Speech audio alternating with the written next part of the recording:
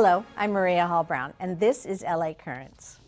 With over 58% of the votes, she won the council seat for District 5 in the most recent election. She may be new to the city council, but she is certainly not new to politics. I am delighted to be joined today by Councilmember Katy Yaroslavsky. So nice to have you here. Thanks for having me. Absolutely. Well, welcome to a tumultuous year, I would say, when it comes to being on the city council. You know, you can't start any conversation without starting with homelessness, because the recent numbers came out. They're higher than anybody hoped. A lot of information about who is homeless here in the city of Los Angeles and the efforts being directed towards that. So what did you learn from the most recent vote, and how is it making you think about what you need to do in Council District 5? Yeah, so you're right. Homelessness is the biggest issue we're facing right now as a city. This current situation is untenable. The homeless numbers didn't tell us anything we didn't already know. What we already feel is that homelessness has continued to increase despite efforts. But that point in time count was at the beginning of January, right? So 5 of us are new to the council. We've been in office for just a couple of weeks, same with the new mayor. And so what I think it showed us is that what we were doing before wasn't working. And the last 6 months have shown me and many of my constituents what the right direction looks like. So, you know, all of the efforts we've done to house people, all of Inside Safe, everything that's been done in the last 6 months isn't reflected in that number. And so, for example, in Council District 5, we've gotten more than 100 people off the streets in the last 6 months. Citywide, it's in the thousands. So I feel like we're moving in the right direction, and that number, though, is a good reminder that we have a ton of work to do. And it has to be not just getting people off the streets, but keeping people from falling in the first place. One of the things that did come up in the most recent count was the quantity of people who are suffering from mental illness and the quantity of people who are dealing with drug addiction. Do you think that's going to shift some of the priorities when it comes to what the council and the mayor is working towards? Is that a piece of information that you said it's nothing that you have not known before, but do you think that's maybe going to alter some of the direction that is happening? You know, I don't know that it will. We all know that mental illness and addiction are key components of some percentage of our unhoused population are suffering from mental illness and or addiction. And the solutions that we come up with have to account for that. So we need more addiction treatment beds. We need more mental health beds, and we need mechanisms to help people into those beds. Some of that work has to be done by the county. We can be taking on some of it ourselves. And we know that there's not enough money at either the city or the county level to adequately address the scale of the problem. And so really looking to our state and federal partners to bring dollars to Los Angeles so that we can scale up these facilities, make sure that once care courts come to Los Angeles, we're ready, not just at the court level, but we're the beds, right? We need to bring all of that ecosystem online so that we have places for people to go. Would you be kind enough to explain what are care courts? Yeah, so Governor Gavin Newsom a couple of years ago proposed this idea. And it's really using our local state court system to help facilitate families of folks suffering from mental illness get to get the services and housing they need. Case in point, there are people who just can't take care of themselves for any reason, and you know, we do have precedent set in a lot of areas where people need to take care of other people because of the inability of someone to be able to make decisions for their own care. So it's really good news to hear that this is actually progressing. Along the lines of progressing, one of the things that you're working very close with Mayor Bass about is Executive Director 1, ED1. It was supposed to accelerate this process of housing and getting locations for people, whatever their issues are, into a safe place. I know that it was, it was extended or, made more robust. How is it playing out, and how are you seeing that working? Executive Directive 1 is Mayor Bass's one of her first efforts to acknowledge and start to address our homelessness crisis, and it gives her a bunch of tools that allow for moving quickly and with urgency. So one of the powers under ED1 is the streamlining of 100% affordable housing projects. Mm-hmm. So what used to take more than 6 months of city internal permitting before you could get your city permits to build 100% affordable projects was cut down to about 30 days. And that directive has greatly accelerated how quickly we can get affordable housing units through the pipeline and get ground broken. So 1,600 units citywide in just the last 6 months, and we need to make that permanent because it just takes too long for people who want to do the kind of housing that we particularly need, 100% affordable housing. We need to make it faster to bring those projects online. One of the elements that I wasn't aware of until I started learning more about you was the fact that any kind of replacement housing in a parking, the parking had to be paid for and the parking had to be replaced in the city somewhere. And you were able to put forth, terms that would help that not be a block to getting this affordable housing built. What was the policy in place and why was it put in place in the first place, and how were you able to adjust it, and how will that help get these buildings built or these properties utilized in the way they should be? Yeah, so the city owns lots and lots of surface parking lots, and a few years ago there was an agreement between our transportation department and our housing department wherein the departments agreed that before you could build on a surface parking lot owned by the city, the new project had to replace all of the surface parking inside the project. Parking is really expensive when you build it. It can cost up to $70,000 per parking space. And so this was adding millions of dollars to the cost of building affordable or homeless housing. And it rendered most, if not all, of these projects financially infeasible. So it's still, the change in law still allows council members discretion over whether or not that parking should be required to be replaced, but it doesn't require it anymore. So if we do an analysis of our community and determine that you don't need all of it or even some of it, then you don't have to provide that in the new project. I know one of the things that you're also very focused on is that, not having this crisis increase, to making sure that there's prevention, that people stay housed. How is that going, and what are some of the things that you have realized and you're focused on to make sure that people stay where they are versus ending up where they should not be? Right. So the best way to prevent homelessness is to keep people housed. Right. I mean, it's an obvious thing, but we've been so focused downstream on actually solving for what the crisis on our streets that there hasn't been as much attention paid upstream. So keeping people housed. Earlier this year, the council voted to adopt one of the most important packages of tenant protections that we've had since rent control was adopted in the 1970s.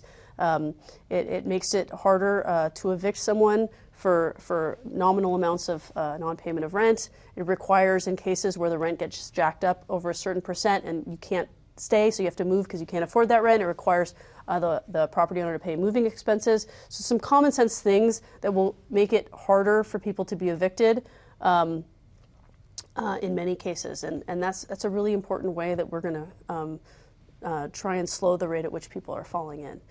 Because we're doing a good job housing people, we're not doing it fast enough.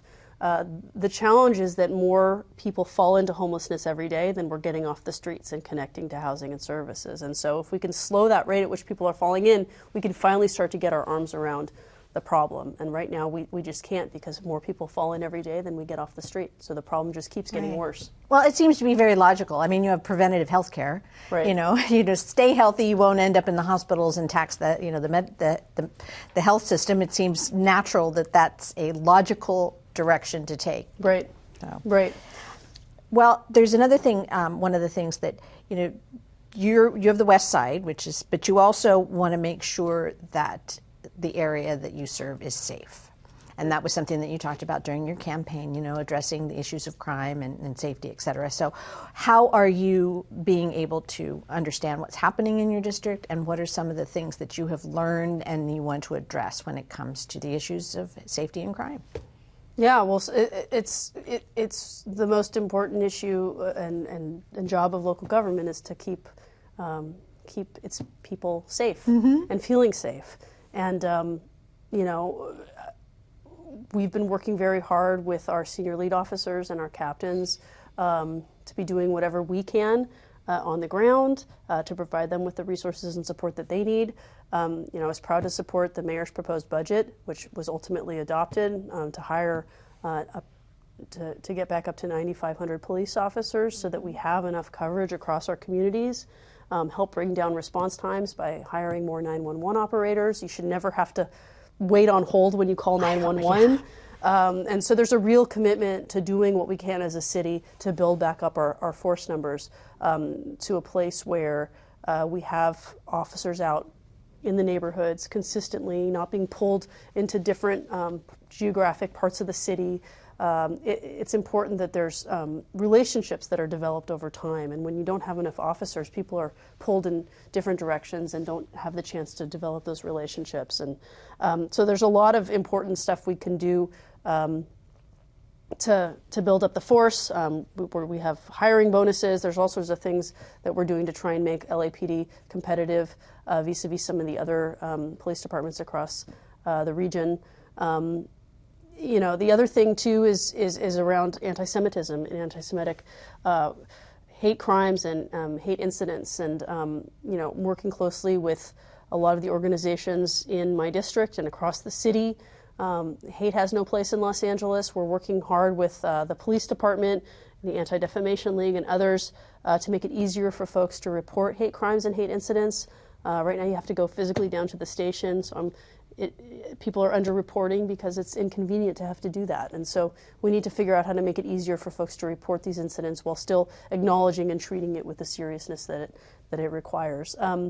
Was able to secure $150,000 in this year's budget to go to the Jewish Federation's Community Security Initiative to harden and make safer the Jewish institutions across our city, because we can't take for granted, unfortunately, that there won't be another incident or another attempt at an incident. So there are a lot of things we're working on to make sure our communities are safe, not just in the Fifth, but across the city. It seems unfathomable that in this day and age that we are actually talking about that type of behavior. You would think that we would have learned our lesson through history. Just even turn around a few years back, we would have learned that it has no place and that people will and should be punished if they, cause that kind of heartache and harm to someone else. It just seems, I'm sorry that you have to deal with that, and that we all have to deal with that in this day and age, especially when we've learned that we really need each other in order to survive. So I'm not quite sure why this has people's memories are short. They are. It's really disappointing in so many ways. One of the interesting things about being part of the LA City Council is now that you are part of the Transportation Committee, and the Transportation Committee has gotten a lot of focus and attention because it's all women, and that shouldn't be a thing, but it is a thing. Have you noticed that having all women together, that there's any kind of difference in how everyone works together, or is it just, let's get down to business and get this done? It does feel very collegial, and I don't want to say informal because that minimizes it, but it feels like we have conversations. It's not really debating, it's conversations. And the substantive focus of the conversations, I think, is slightly different maybe than it might otherwise be. Several of us are moms and know what it's like to walk your kid to school, and dads have that experience too. But we spent a lot of time talking about how do we make our schools safer, how do we make our streets safer around schools, routes to school need to be safe, intersections need to be safe, how do we make it safer for kids to ride their bikes around town, for families to get out.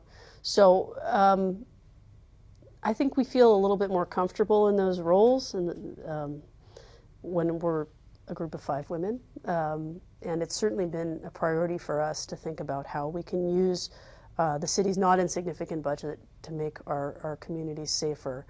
We talk about, you just asked about public safety, and public safety is about more than just the police department. The second leading cause of death among young people in this city is pedestrian accidents, being hit by a car. Oh, I didn't know that.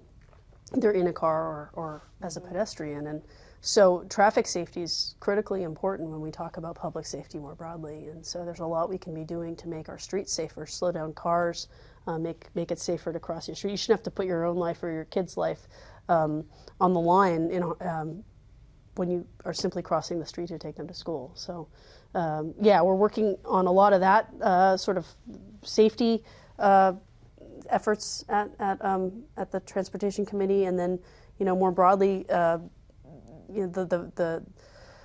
lens that we can bring to the Metro Board. 3 out of 4 of the City of LA's delegation on Metro are women, and that's really important. Women don't have driver's licenses at the same rate as men. We're more reliant on public transportation. Often we have strollers or lots of bags.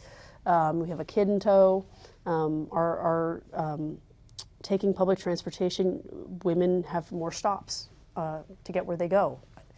I don't know why, but there are. Maybe because we're picking up kids or dropping off kids or running a bunch of errands. And so public safety's a different level of concern sometimes as a woman. And so these are all perspectives that we can bring to the Metro Board as well.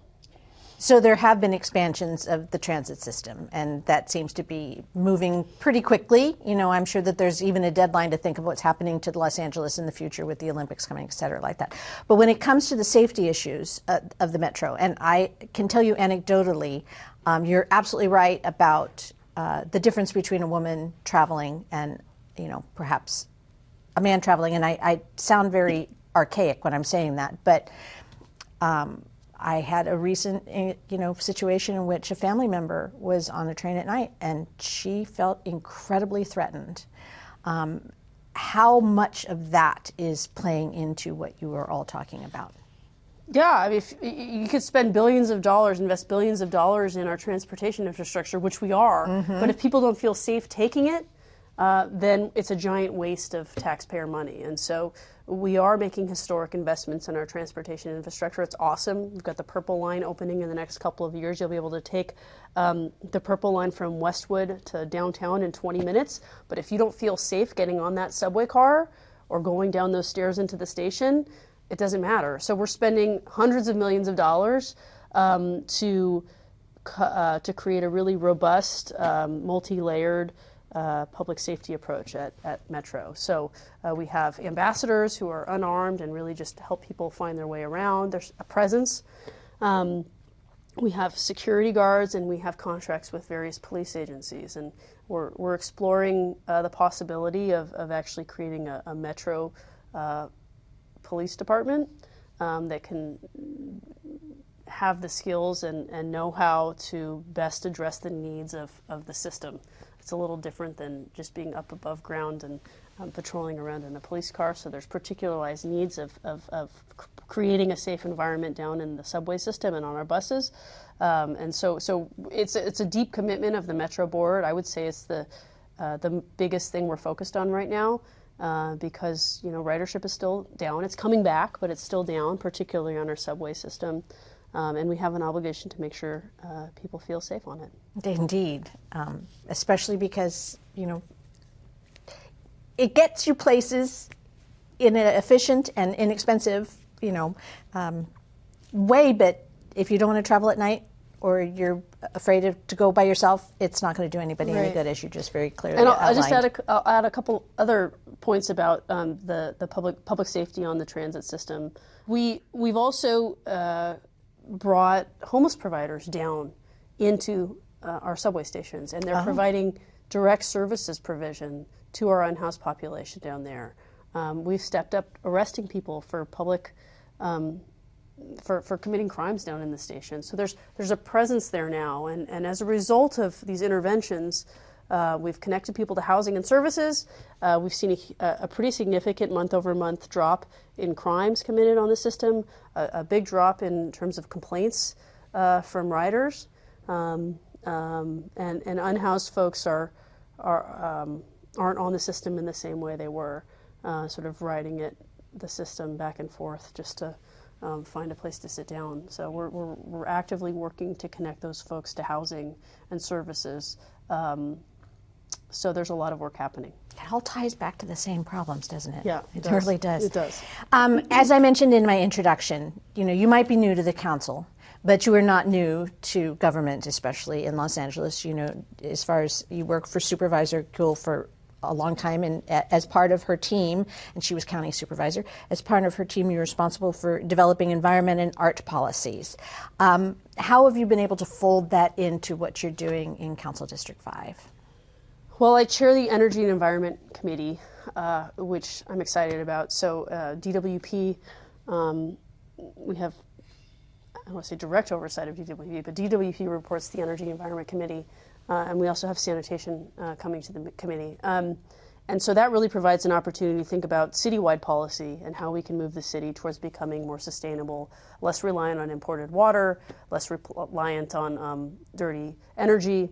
But the thing that I'm most focused on from an environmental standpoint in the district is really figuring out how to put the kind of housing that we know we need, which on the west side is affordable and middle income housing, particularly, in the right places. And so updating our community plans, putting our jobs, or housing near our jobs, and our housing near our transportation. The arrival of the Purple Line presents an incredible opportunity for us to create livable, walkable communities across the west side, and to make it such that people who work on the west side in some of these large job centers, we have the biggest job centers outside of downtown LA in Council District 5. We've got Century City, UCLA, Cedars-Sinai. Between those three, it's almost 500,000 jobs. And most of the people who work there can't afford to live anywhere near the west side, which is why in the mornings on the 10 freeway, it's jam-packed headed west, right? All these people coming to work from where they live further afield. But if we build the right kind of housing at the right price points on the west side, we'll create a much more sustainable, equitable Los Angeles. Do you get a pushback from people who have property on the west side that don't want their property value to shift at all because of the new housing going in? Well, it depends on where you put it. I mean, if you put it near our metro stations and near our job centers and don't talk about upzoning all over the place single-family neighborhoods, people are excited about it because a lot of the folks who I have as constituents have kids, and their kids maybe can't afford to live in LA anymore, right. Can't afford to live anywhere near where they live, and so they want places for their kids to be able to live. They want places where their kids' school teachers can live, and middle income jobs. Nobody can afford to live on the west side who doesn't make over a very high annual salary. So it's a win-win if we do it the right way. You're absolutely right, because there is a drain of young talent that will leave the state at large if we don't actually have places for them to live. And I can say that from firsthand knowledge. And not just young people, middle-aged people with families, seniors on fixed incomes. Everyone's being priced out. Mm-hmm, exactly. And you asked about the arts side. On the arts side, I'm most interested in figuring out how we can add arts programming at our parks, at our libraries, partnering with schools, bringing civic art, murals to help beautify Los Angeles. But there's a ton of good stuff we're going to be doing leading up to the Olympics, which is exciting in partnership with the county. So LA is one of the is probably the cultural and artistic capital of the world with our entertainment industry, and so there's so much talent here and so many opportunities for educating and learning, and so figuring out how to better harness all of that talent and share it with our constituents is a huge opportunity. Well, I'm all for that because I'm a big arts fan. One of the things that I also said is that you are literally sitting in the seat that your father-in-law sat in, and he, did a lot more than that. So, being the daughter-in-law of a former member of the Board of Supervisors and, part of city life for well over 2 decades, did you ever think, did you talk about, do you share? I mean, what an interesting story that your family has, that you married into a family and now you are in that position that your father-in-law was in. how does that play into what you know and why you make the decisions you do, even to run for office? Well, so it's interesting. My mom worked in politics when I was a teenager and a young adult. She was Sheila Kuehl's district director for 14 years, which is how I know Sheila. And it's funny, my mom and my husband's dad, Zev, knew each other for decades before my husband, David, and I ever met.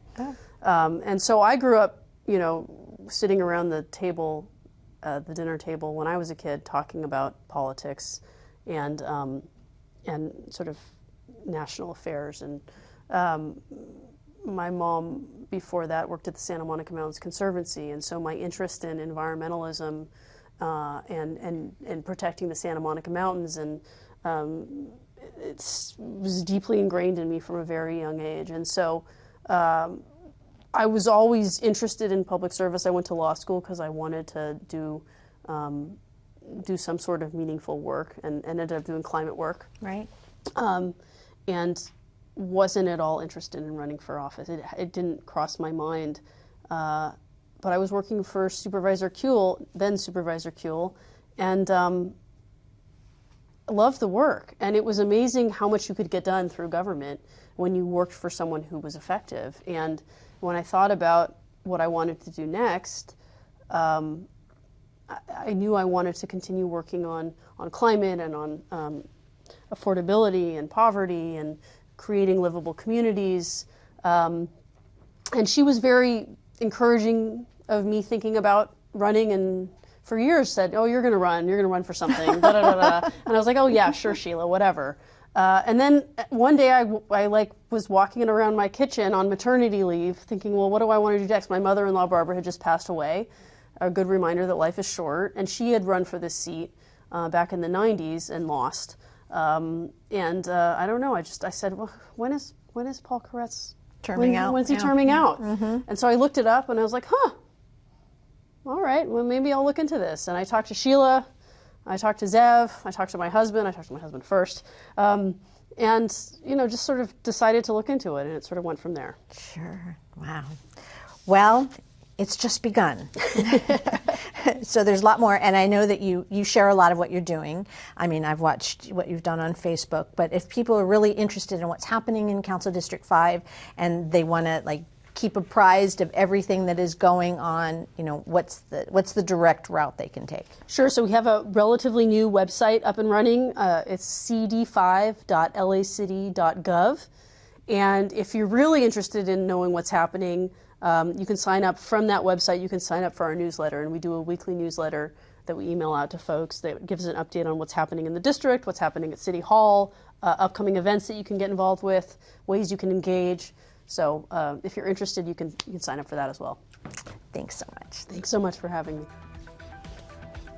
And that's a wrap on this LA Currents.